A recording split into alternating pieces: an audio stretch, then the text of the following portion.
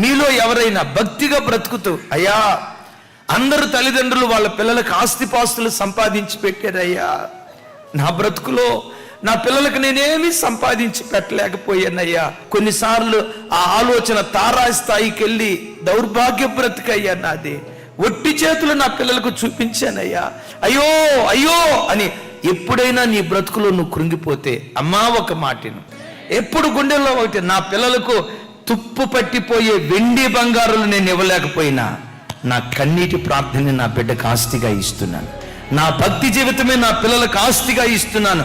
ఈ ఆస్తి ఎన్నటికీ ఎప్పటికీ తరగని ఆస్తి.